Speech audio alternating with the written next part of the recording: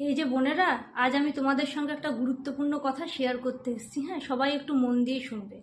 আমরা প্রত্যেকেই জানি যে পশ্চিমবঙ্গে এখন রাজনীতির বিরাট প্রভাব।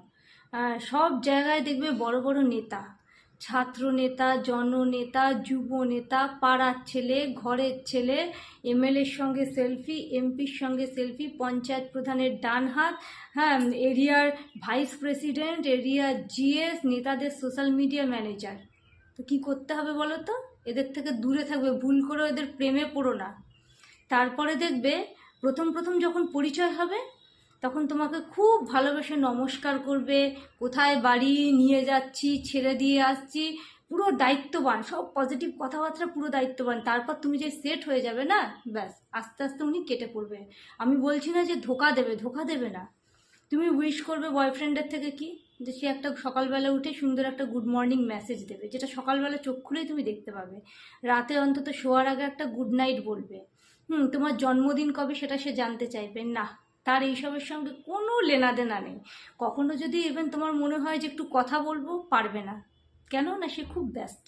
সে অন্য কোনো বড় নেতার সঙ্গে কোনো মিটিংয়ে আছে, কোনো ভার্চুয়াল মিটিংয়ে আছে, তোমাকে সব অ্যাডজাস্ট করতে হবে। কারণ কি? তুমি নেতার সঙ্গে প্রেম করেছো, সব কিছু অ্যাডজাস্ট তোমাকে করতে হবে। তুমি ভাববে যে আজকে মনটা ভালো লাগছে না, একটু কথা বলবো, পারবে না, সে বিজি। সে কিন্তু তোমার প্রতি পুরো বিশ্বস্ত, যে হ্যাঁ এই মেয়েটা ভালো, আমার প্রতি যত্নবান, আমাকে খুব ভালোবাসে, আমার কেয়ার করে, সব ঠিক। সে কিন্তু তোমাকে ধোকা দিচ্ছে না, কিন্তু সে এত ব্যস্ত। প্রথমে যেসব কথাগুলো দিয়েছিল না, দিন জেগে রাত জেগে, যে আমি তোমার তুমি আমার, এরপরে দেখবে তুমি তো তার হয়ে গেছো, কিন্তু সে কার্যক্ষেত্রে পুরো জনতার, তোমার আর নয়। আর এরা পজিটিভ কথাবার্তা বলতে একদম এক্সপার্ট। তুমি যদি রেগেও যাও, 10টা বাজে কথা বললে, 10বার বিরক্ত করলে, এরা একবারও রিপ্লাই দেবে না। রিপ্লাই কি দেবে বলো তো? আমি তো এইরকমই, আমার তো লাইফটাই এইরকম, কি করবে, দেখো কি করবে, মানে এমন করে বলবে। তুমি একে কিছু বলতে গিয়ে তুমি নিজেই অপরাধীর মতন নিজেকে মনে হবে, যে না বিরাট বড় অপরাধ করে ফেললাম।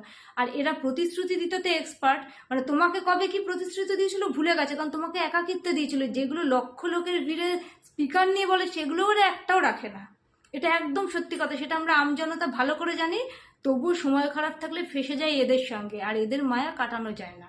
কারণ এরা সবসময় যতক্ষণ থাকবে তোমার পাশে, খুব সুন্দর মুখে একটা স্মাইলিং ফেস থাকবে, আর দেখাবে যে আমি তোমাকে সম্মান করি, শ্রদ্ধা করি। অ্যাকচুয়ালি দেখাবে না, মন থেকে করে। আমি বলছি না যে সে ধোকা দিচ্ছে, কিন্তু একটা নর্মাল লাইফ এদের সঙ্গে পাবে না, সবসময় ব্যস্ততা পাবে।